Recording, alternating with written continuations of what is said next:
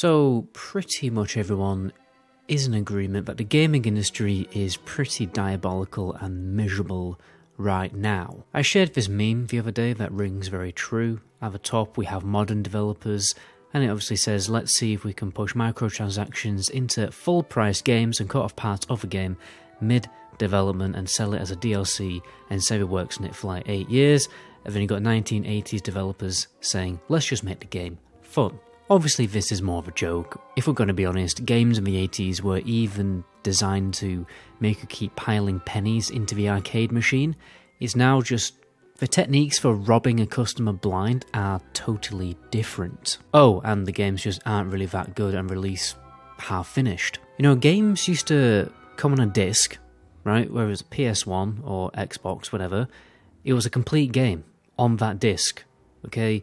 It didn't have a truckload of glitches, and there was no DLC passes, microtransactions. There was sometimes DLC that you could get separately when Xbox Live became more of a thing, but still not that much. You know, you bought a game, Bob's your uncle, you've got a game. But now games are releasing with a lack of content and many other issues like bugs, and that has pretty much become almost the industry standard now. Developers are probably under pressure a lot more by other people in the company. Like, game developing companies aren't just like 5 guys in a shed anymore, you know, they're huge. They even have their own campuses, like Blizzard Campus.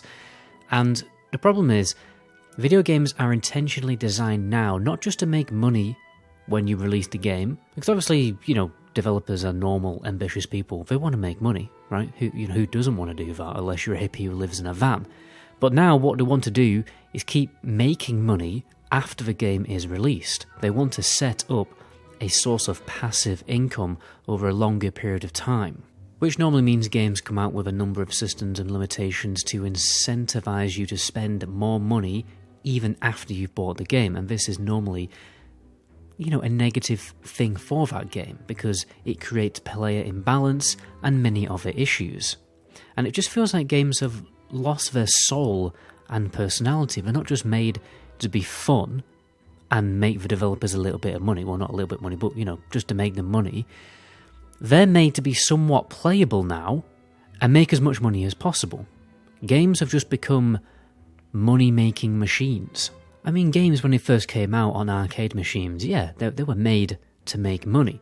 But at least the customer actually had fun and didn't really have that much complaints, other than the game is too difficult and I can't complete it. These days, spending money on developing a game is becoming more and more similar to just putting some money down on a share to make an investment and make some money from it. What must go in the developer's mind is, let's just make a legal money printing machine and then disguise it as a video game. I just really believe that the time of the dev is over. The last good full game to ever release, really, like a proper game, in my opinion, was Witcher 3.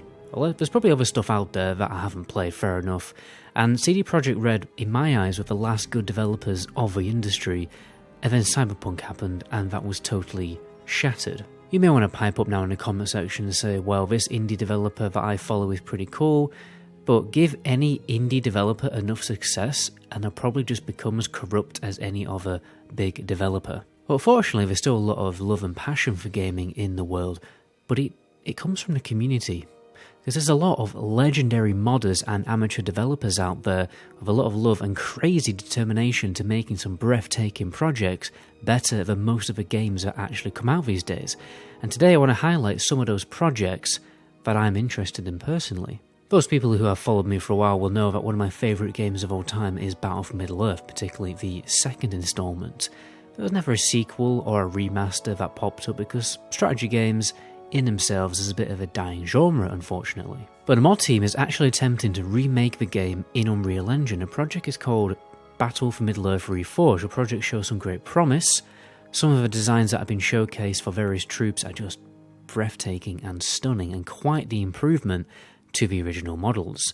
They plan to remake much of the original game with some improvements like troop changes and changes to powers to make the game a little bit more balanced when it will eventually be released for multiplayer play. I think they do eventually plan to release the campaign, but the main focus for now is just to get a playable version for online. Hopefully something good will come of this project because, you know, it's been a little quiet for a while and the website still has template pages up, which is a bit concerning.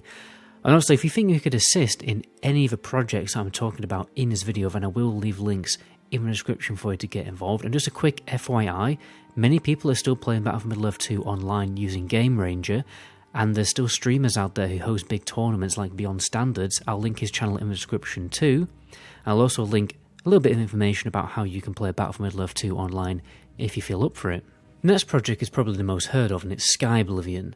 And it's probably the most likely to release, and the thing that makes this project stand out the most is how the team aren't just trying to remake Oblivion anymore, they're trying to make a better version of it. For instance, more detail and TLC to the open world landscaping, since the original was a bit bare and copy and paste. They're also adding cut quest content and adding new fresh content, more music, sound effects, armor and weapons, and many more. At this point, it's almost just a totally new game inspired by Oblivion. And this, in my opinion, is how remasters should actually be done. They shouldn't just be a graphical update, you know, a quick cash grab with some added cosmetic items like the costumes added with Fable Anniversary. I mean, that is a crap way to do a remaster. If I was a developer, why not revisit the game rather than just remaster it, improve on the game's weaknesses, restore some work that it couldn't finish, tweak systems that players didn't like, maybe add some fresh content, etc. Well, the Skyblivion team are cracking on with that. Meanwhile, Bethesda are re-releasing Skyrim for the 57th time with some community-made content that you can get for free anyway. Yep. They're now making money from community-made mods. It's a new low. If you want more info on this project, I'll link the website, the Discord, and the lead developer Rebelzize's Twitch in the description. There's also some great community projects out there in the retro MMO scene, since the original developers haven't re-released, you know, their old MMOs like Blizzard did to classic WoW. For instance, there are many custom private servers for the original Star Wars galaxies like Star Wars Legends that are continuing to add new content to the game, and the same thing is actually happening for other MMOs like EverQuest. Another good example would be the modding community for GTA 5 Online, which is helping considerably to keep that game kicking strong. There's mods to turn the game into DayZ, the Purge films, Cops and Robbers, and loads of other cool game modes that the developers didn't add in. And as a side note there, any developer that adds good modding tools for their game is definitely doing themselves a favour. If you want to keep a game going strong for years and years after release modding tools, not microtransactions. Now, the last impressive project I wanted to mention was Pokemon Uranium, which is a full Pokemon game developed by the community in the RPG Maker application. It did unfortunately get shut down by Nintendo, but I'm pretty sure you can still play it. I'll link that in the description as well. The point being is that there's a lot of passionate amateur developers and modders out there in the community making absolute gems without seeking any financial gain, and by the large part these days, they're doing better than the developers. I honestly think the time of the developer and the time of the modder has come, because, you know, game development tools and applications and software, they're becoming easier to use, and, well, yeah, it's just becoming easier and easier to make games with the advancement of technology. Maybe we will get to a point where developers are no longer the gatekeepers to game development, and the community will just explode with game development and give the developers a run for their money. Only time will tell. Me personally, I'm very excited for the future for the modding community, not the game industry. Anyway guys, that's going to be the end of the video. My name is MetaGoblin. To my next video, ciao.